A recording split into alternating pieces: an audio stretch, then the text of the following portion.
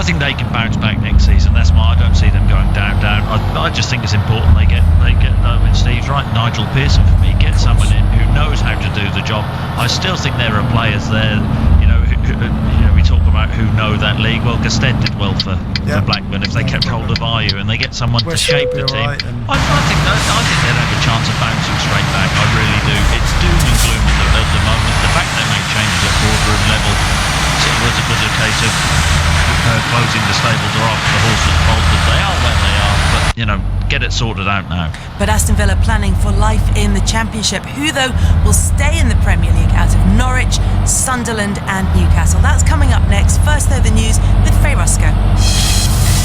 On digital, online, smartphone and tablet, this is BBC 5 Live. David Cameron's announced plans for a new law making firms criminally liable if their employees fail to prevent the facilitation of tax evasion. The Prime Minister defended his own financial affairs in the Commons, saying British citizens had the right to make money lawfully. The Business Secretary Sajid Javid says the government will consider co-investing with a private sector partner to help save the Port Talbot Steelworks. Its owner, Tata, have announced the Scunthorpe plant will be sold to Greybull Capital. A mother convicted of killing her daughter has been told she'll spend at least 24 years in prison. Catherine Smith murdered 21-month-old Aisha Jane at their home in Burton-upon-Trent almost 2 years ago. The UK competition watchdog is applying to the European Union to block the merger of Three with O2. The Competition and Markets Authority says reducing the number of major mobile phone networks from 4 to 3 would cause long-term damage to consumers. And Edinburgh City Council says thousands of primary and special needs children whose schools are shut because of safety concerns will be able to return by Monday. 17 schools are undergoing structural surveys. It's hoped secondary pupils will go back on Wednesday. There's one match in the Championship tonight. Nottingham Forest against Brighton, and Chris Wise is watching. Chris. Half-time whistle is about to blow. Kelly, Brighton still leading Forest by a goal to nil. It's a warranted advantage as well for their first half endeavours. Centre-back Lewis Dunk, short-range header giving the visitors the advantage. Forest have crept into it a little bit since, but they've scored 4 goals in 10.5 games, and at times you can see why. The whistle's about to go for half-time. Forest nil, Brighton 1. Vincent Kompany will miss Manchester City's Champions League quarter-final second leg against Paris Saint-Germain tomorrow. Kompany trained today, but manager Manuel Pellegrini says the defender is not 100% fit. We'll have full commentary of that match. Mark Chapman will be live from the Etihad from 6:30. And Wayne Rooney played 60 minutes for Manchester United's under-21s against Middlesbrough tonight in his first action since his knee injury in February. This is BBC 5 Live on digital, online, smartphone and tablet. A look at the roads in Stowmarket in Suffolk. The A14 is shut in both directions at junction 50. That's for barrier repairs after a serious accident. Traffic is queuing. In Worcestershire, the A38 is blocked in both directions by an accident at 7 at Stoke. That's between Madge Hill and Key Lane. And in Brownhill in the West Midlands, the A5 Watling Street northbound is closed. That's because of a shed load. Expect a queue there. Faye Roscoe, 5 Live Travel. BBC 5 Live. I'm Peter Allen. On Wednesday, 5 Live Daily will be live from Aberdeen as we continue our in-depth weekly look at the elections happening around the UK on the 5th of May. We're trying to find out what the key issues are for people in Scotland as they prepare to choose the next Scottish Parliament. We'll also have a live candidate debate.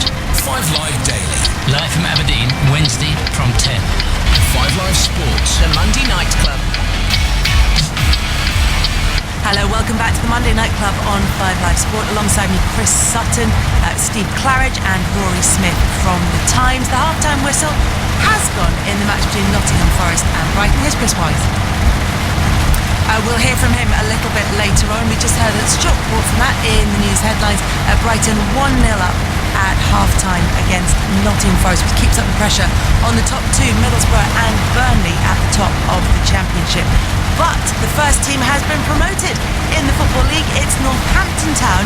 Their 2-2 draw with Bristol Rovers means that they'll be playing League One football next season, and they were so close to having it confirmed as promoted as champions this weekend. Just that late equaliser means that they are promoted, but the Championship has to wait just a little bit longer. We can speak to manager Chris Wilder now. Chris, have there been wild celebrations over the weekend? Yeah, I mean, we've been in the game long enough to know that seasons like this don't come around every year. So, there was accepted that we were going to give it a go, and we certainly did on Saturday night, and a few of us did for Sunday as well. Well, and deserved as well, because it's been the most extraordinary season for Northampton. It wasn't until November that the takeover happened, and before that, the club almost went into administration. Yeah, thank you. Well, I think when you set out in a season, you know, we thought we would go well, and we got close. A lot of things have got to go for you, and you know, for the team to perform with everything that's happened in the background is quite remarkable. And the way they've kept the focus and just kept going on about the job. We've got real good staff as well at the football club, and the supporters. You know, I think in a day where maybe the connection between supporters and players is not at its greatest. You know, we've certainly put that trend down at our football club. You know, we've received tremendous backing from everybody home and away, and we've produced some decent performances, consistent performances, and fantastic results along the way. Chris, how do you keep the players focused when the club is in turmoil? Well, you know, I just believe in the recruitment that we made in the summer was of good people, good characters, work ethic, you know, unbelievable, day in, day out, and game in, game out, and you know, you're honest with the boys, and we have two decisions. It's quite easy for the players to use it as an excuse, and when things aren't going right, or we can go the other way and try and get something out of the season, and we did. We kept going through the period, and maybe the big key was when everything was finalised and settled was to keep the focus and to go again and not waste the fantastic efforts that they put into the performances and into results, you know, pre takeover. Chris, it's Steve Claridge. How much of a part did you have to play in the takeover? And even if it wasn't a mate or a friend or anything, how much of a part did you have in convincing those people that, look, we could get an immediate return on your money and we can get out of this league? And I'm certain of it. Well, I obviously had a connection with the chairman from Oxford, and he was looking to get back involved. So, at the time, Steve, the old chairman was looking round, and obviously he was in a situation that was very difficult for him.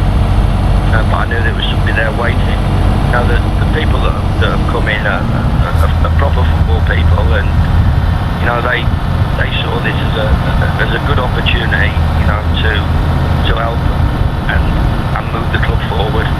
Now, that they're certainly not in it, and I think clubs at our level are certainly not in it to make any money on it, but they want to make sure that you know, it's a proud old club over 100 years, you know, and you know, it's been a little bit of a feast and famine sort of existence. There's been some good managers down here over the past 10 years, some good players, and you know, we were close to going out of business, but I think they knew what they were coming into.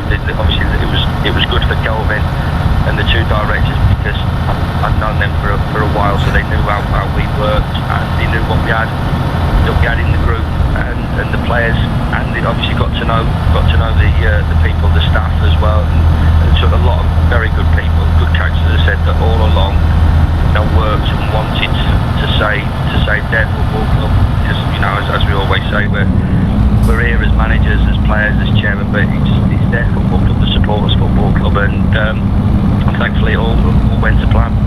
Hi Chris, it's Rory. Congratulations. Hi, Rory. Thank you. I spoke to Chris a couple of weeks ago, just before the weekend that you didn't go up, which is unfortunate. It would have made me look really clever if you could have gone up on schedule. So, I mean, an apology would be appreciated. But I was warned by Northampton's press guy, who's really helpful. He said, look, the one thing when you speak to Chris, just don't sort of ask him about whether kind of his role in it, because Chris won't respond well to being told that it's all to do with him and it's an incredible feat of management in that circumstance, and it'll get the interview off on the wrong foot. So Chris, are you now prepared to accept some credit for it? All of it. Now it's done. Now it's done. Yeah, it's all been about me. How much of a role have the players played? Because you mentioned a couple of your senior players and said that when things were really bad, that they kind of reacted in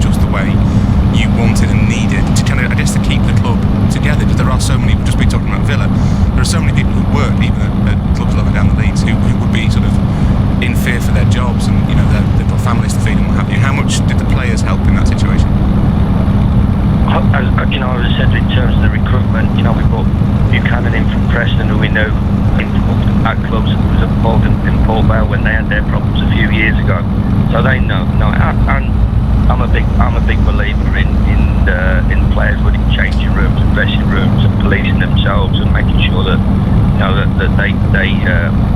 they rule from that position. And we've obviously a lot of younger players there in that group that maybe have come, have experienced it for the first time, but unfortunately there's a few that haven't. And we try and guide them and push them in the right direction, but they have to make decisions as individuals for their family and as a group. And thankfully they made the decision to get their heads down and carry on working. I've got to say the PFA were fantastic. They come up trumps when they had to, but it was mainly the people like Gareth, people like Nick Hansel, James Whiting, chief exec, people that weren't getting paid for 2 or 3 months that kept their head down and kept going and gave me and the coaching staff the opportunity of preparing the players and making sure that they were right and they didn't down tools. Was a staff never down tools, because you've got, in those situations, it happened to me before, you've got 2 decisions to make. You down tools, or you get yourself up and get yourself going and try and do your best, try and win some football matches, and that's what we've done. We've been very, very effective. I think it's refreshing. I would look right the way through the football pyramid, and we like to think that we're one of the hardest working, competitive, committed teams in our division. And then you look at Burnley, what they're doing. Not the biggest budgets, but we're sprinkling the talent.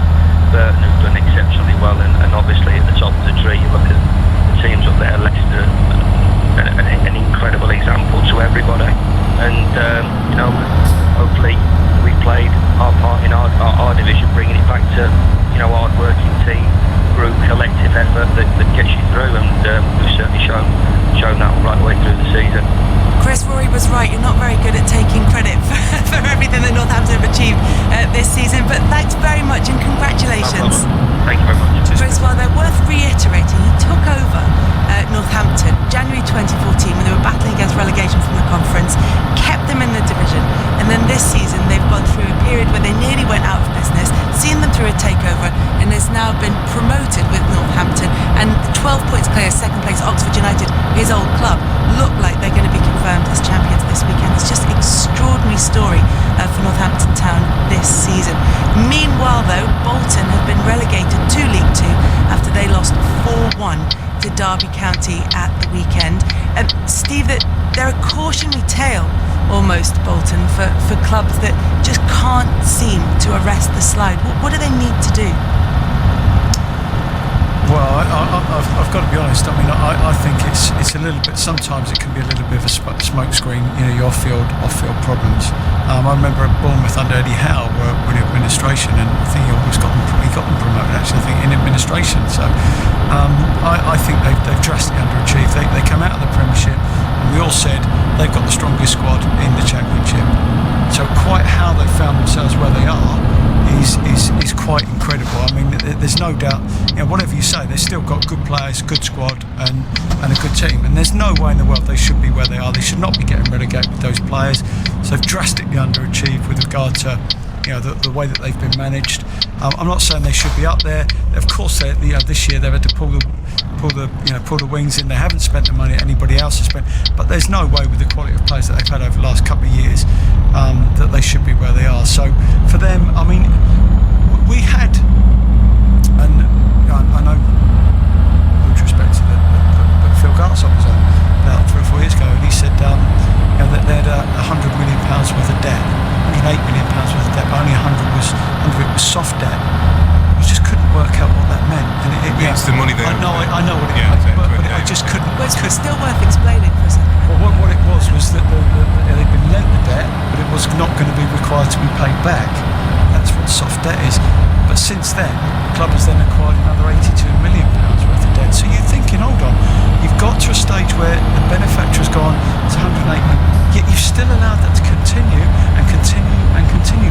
That cannot be right. Now, a football club, you've got to be prepared to say, no, we can't afford that. No, we can't keep doing it. Clearly they didn't, and what they've done is they've got the twofold. They've got money that's spiralled out of control, but also got people in, managers in, who haven't spent the money very well either, and obviously overpaid people, bought players who aren't good enough. So you've twofold, and that's how they found themselves where they are. But for the quality of play they've got, they should never be relegated. So things might look bad for Bolton. They've been relegated to League One, not League Two, as I think I may have said at the start of that conversation. So they're bad, but they're not quite that bad that they managed to get a double relegation in one season. Lots of people getting in touch about Aston Villa after news that they are going to be cutting the staff involved in the club. Jeff says, hope half the players apply for voluntary redundancy. Steve says, hey, the blame can only be put on the Villa players. Leave the managers alone. And Rocky says the real question is whether Aston Villa will face double relegation as the performances have been poor, and he feels sorry for the Aston Villa fans. There's a little bit more hope from our panel here this evening as to Villa's chances of bouncing back up to the Premier League. But what about the teams around Aston Villa? Who else is going down to the Championship next season? Well, Newcastle lost 3-1 to Southampton, and after the match, Jamal Lascelles pulled no punches in his assessment of his teammates.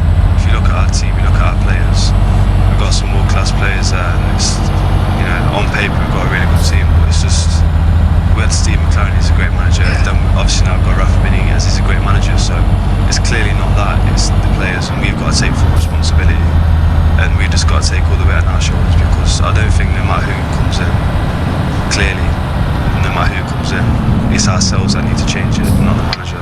I mean, personally, as a member of this team, I think we need to play with more heart. We've got flair players, tricky players with loads of talent, but we need more heart, we need more desire, and we need bigger characters on the pitch. We need players who care and not going to get after each other. And I think we've lacked it this season.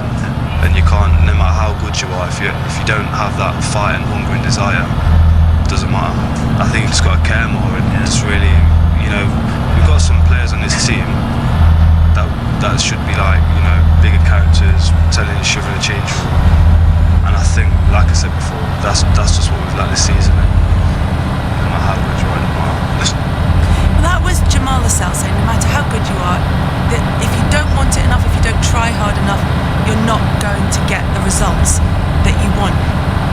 That's quite something coming from a young player. I think he's made 13 Premier League appearances this season to come out and make that statement about the rest of his team.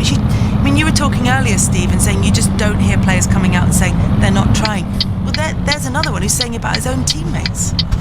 Well, I've got to say, I don't know, Chris, I've played 30 years, and I could probably name on one hand the amount of players who went out and didn't actually try. There are different levels of trying. Of course, some people, when I say are capable of running around more than others, let's put it that way. Some players are obviously capable of doing better with the ball than others. So there's elements of that. But to actually say we're not trying, I don't think that is the case with them. I mean, they said the other day when they went down last time, that's the best squad to get relegated. This will supersede that. This is the best squad that will get good. How they have found themselves in this position actually beggars belief. And he's talking about the players. You look at the quality of players there, you have to look at the managers. I'm sorry, you just have to look at Steve McLaren. And I looked at when I watched him playing under him, the system didn't work, the players that he brought in didn't work. You've got to have that balance. It's his job to bring players in who will stand up in the dressing room, who have the character to, when they're in trouble, to go, oi, you get yourself in here, let's be tough to beat. That's your job as a manager. His recruitment obviously was wrong. The way that he's brought those players in and put them into the side was wrong, and that's why they found quality players that found themselves in a situation. So it's okay to say, I don't believe those players aren't trying. You have to go an awful long way to find players who don't do that. But if you've got to replace the difference between passion and belief. If you don't believe in what you're doing, you won't show the passion to do it. You'll do it, but it won't be whole. You know what I mean? You'll think, I'm doing it, but it's like, I don't know, someone being told to fix a car, and I go out and tell him how to do it, and he goes, no, you don't do it like that. I say, no, you've got to do it like that. It would be wrong. He'd do it, but he knows it would be wrong. And I think they've had mixed messages, and obviously the messages that they've got haven't worked. And of course they can play better, and of course they should play better. But when you get a group of players like that, you've got to find a manager as a way of getting the best out of those players. And clearly we haven't seen it. It's awful being Steve mechanic. But your point is, is, if the manager's giving you instructions and you think that's not really going to work, I've you're not played out going of to position. I've played in systems. I'm a manager at Salisbury. I've seen it when you play against. You change the system. You don't change the personnel. You change the system. You look at different side of the same. Some systems suit different games. You've got to be flexible. You've got to be able to do that. I watched Steve McLaren at Derby when things started to go pear-shaped at Derby. And to be honest, he didn't have an answer for what was happening at Derby. They fell into a complete hole. So he should have known the answers and he should have known how to arrest that, and he didn't. And that didn't all go well for Newcastle. And I'm sorry, but to have a team in the bottom three of that quality, it just beggars belief. Well, they can't defend. I'll tell you one thing I find a little bit strange about Lascelles. This is Lascelles who said, he's pointing the finger at his teammates. This is a fella who said, I think when Benitez came in, that the players were starting to get a reaction. There was a lot of tactical stuff and ball play, and they were playing much better. And then he said, everybody is much more passionate. Well, if that is what he said, I think that's a disgrace that they're more passionate under a new manager. So he is effectively saying they didn't try as much under McLaren, which is totally, they can't defend. That's why they're relegated. I mean, they've had the unfortunate situation with the goalkeeper, but they just, they can't defend. But I have to say, I think Benitez, his appointment, I'm not saying that was wrong, but there's, one or two strange decisions. The fact that he started Taylor at the weekend, ridiculous. I didn't think it made sense for the first goal. The other thing which I find quite, what does Benitez write down after they concede a goal? What does he write? 1-0? Just as a sort of memory check, or Taylor can't turn, or we're relegated. It's just, That's absolutely ridiculous. But he left Dummett on the bench at the weekend, who's a natural left back, and played Anita out of position. Newcastle are down because they can't defend. It's 1 from 2 now, Norwich or Sunderland. I think the issue with Newcastle is, whether it's passion or whatever you call it, I think the actual issue with Newcastle is mental fragility. Yeah. And that Benitez highlighted that on Saturday.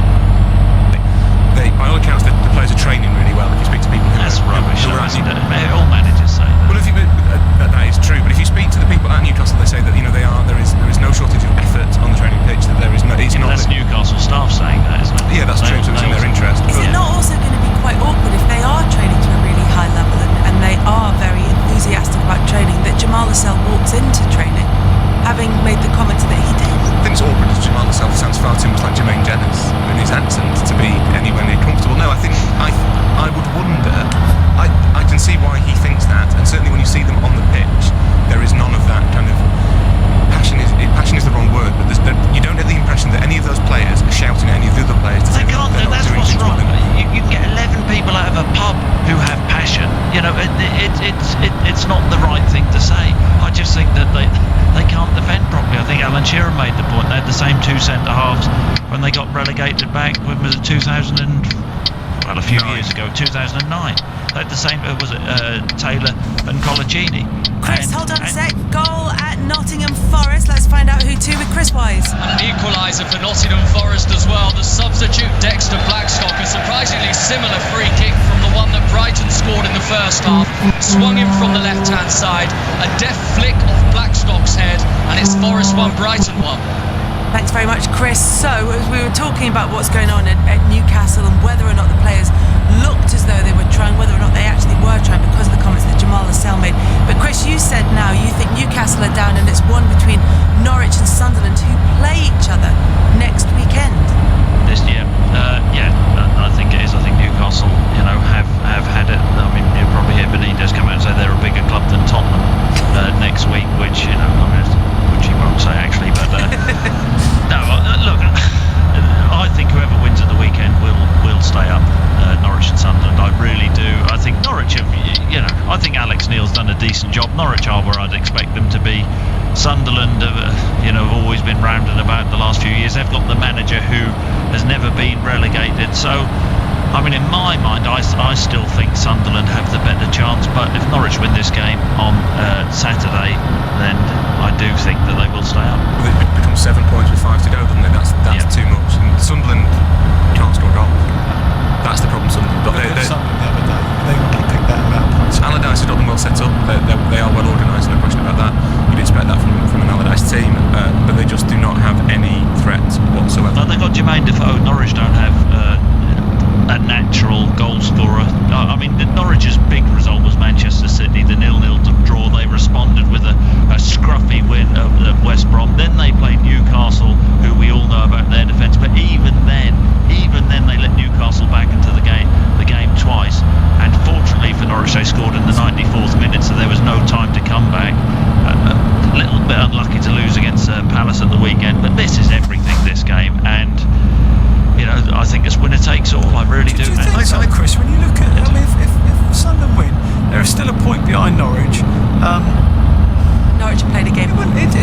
I think it's defining if Norwich win it. Yeah, it's maybe not quite as clear cut. If Sunderland, because Sunderland, you look at Sunderland the other day and against Leicester. I mean, aside from one deflected chance, I mean, they just don't look as if they've got enough ammo going forward. You've obviously not seen enough of Norwich. Norwich have got. I mean, they're both. You can look at fixtures, and it's hard to make head or tail. But I just think Norwich have a fragility about them. Big thing for them, I think the centre half's out, who's come in and improved Tim Closer, and Norwich can't afford to lose their key man at this stage of the season. It's interesting that the idea that Sunderland have these kind of proven quantities, and that's the advantage. I think Allardyce has won 9 games since December 2014 in the Premier League. It's not very much. Jermaine Defoe's goal record, and Jermaine Defoe, don't get me wrong, at Spurs, fantastic, almost a guarantee of goals. And he started this calendar year very well. Yeah, he's had flurries at Sunderland, but he's not a $20 season striker anymore by any stretch of the imagination. I don't know if those. If you look at Norwich's front line, then who would you say is going to get the goals? And that's the point I'm making. Look, I want Norwich to stay up. I hope Sunderland go down. If I was choosing between the two, for obvious reasons. But I just think Norwich have a fragility about them, at the back, and they don't get the balance right. But that's not a criticism of Norwich. That's just the quality of players they have at the club. I could just understand how Sunderland, Sam Allardyce even today talking about clean sheets, the importance of clean sheets. That's what he does. It's not luck he hasn't been relegated for 24 years.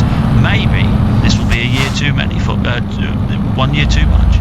So Newcastle need to organise their defence. Sunderland need to get some more goals. What do Norwich need to do? Well, it's a mixture in between, don't they? I think this is Norwich's season on Saturday, because a win, and it's had 7 points clear, and Sunderland would struggle, even though they've had Houdini acts in previous seasons. Norwich would have the momentum. So I think it's all on Saturday. After that, they've got Arsenal away, Manchester United at home. Well, who knows whether Manchester United will still be in it then.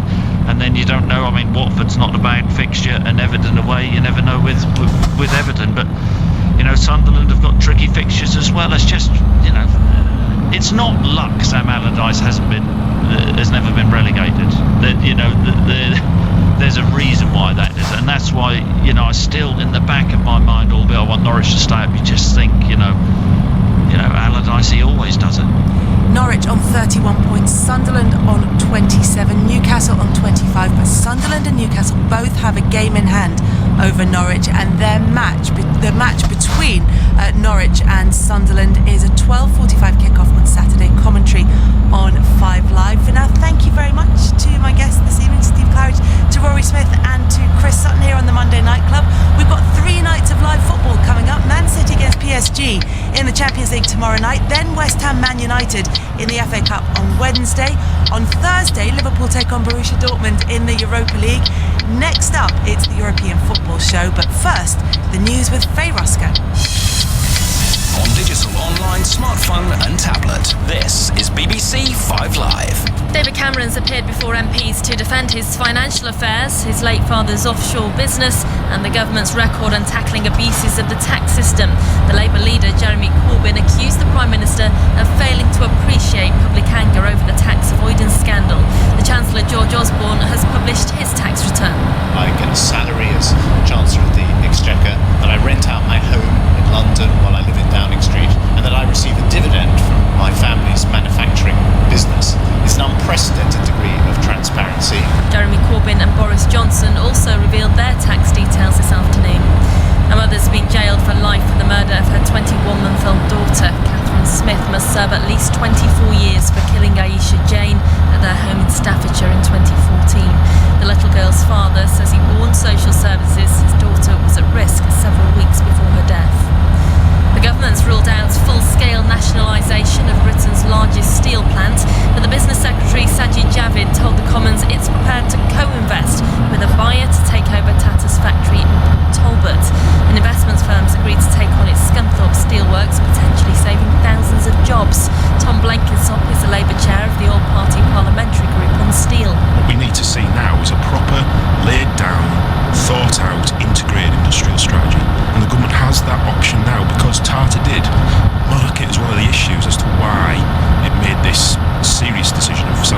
its assets, and the government has to take it seriously now.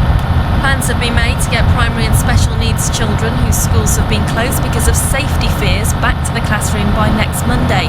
17 schools have been shut because of structural concerns. It's hoped senior pupils will be back by Wednesday. A 49-year-old man's appeared before magistrates in South East London charged with the murder of police officer Gordon Semple. Stefano Brizzi was remanded in custody. And Bryan Adams has cancelled a concert in the US state of Mississippi. It's in protest at a new law that allows businesses to refuse services to gay people. A win for Brighton at Nottingham Forest this evening would help to keep up the pressure on Middlesbrough and Burnley at the top of the Championship. How are things going? Chris Wise at the City Ground. Well, they were in front, but they're not anymore. Nottingham Forest won, Brighton won. Lewis Dunk with the opener for the Seagulls, but Nottingham Forest have showed a lot more fight in this second period. It was what was needed as well, because they were pretty poor in the first half, and Dexter Blackstock has brought them on level terms. Forest won, Brighton won. We played 60 minutes. Manchester City will again be without Vincent Kompany for tomorrow's Champions League quarter-final second leg against Paris Saint-Germain. Full commentary on 5 Live Sport tomorrow evening. And Wayne Rooney played an hour for Manchester United's under-21s against Middlesbrough at Old Trafford. It's his first action since suffering a knee injury in February. Phil Jones completed the full 90 minutes in his second game back after 3 months out. Formula One on 5 Live and 5 Live Sports Extra. The Chinese Grand Prix. It's been a stuttering start for reigning Formula One champion Lewis Hamilton, but the season's in its infancy with only 2 races down as we turn our attention to the bright lights of Shanghai and the Chinese Grand Prix. Race commentary from 6:30 on Sunday morning. Formula One on 5 Live. Your in-depth look at football from across the continent. Shoots and scores! Robert Lewandowski! Ibrahimovic in possession now. Leo Messi with a check! Oh, that's wonderful!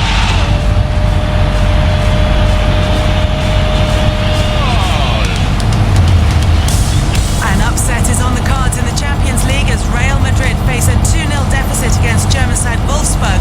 But this man continues to set even more records. Ronaldo comes forward and as Courtois went to his right, Ronaldo's shot went to his left. Ronaldo shrugs off his shirt, celebrates in front of the Real Madrid fans. Barcelona are trying to beat Atletico Madrid on 2 fronts, and one club great has his eye on the top job. If I come back to Barcelona, it's feeling back at home. We had a great time together in Barcelona, and of course if I get one day the possibility, of course I'd like to go back. And we'll find out why Benny Hill is making an appearance in Marseille. This is 5 Live Sport.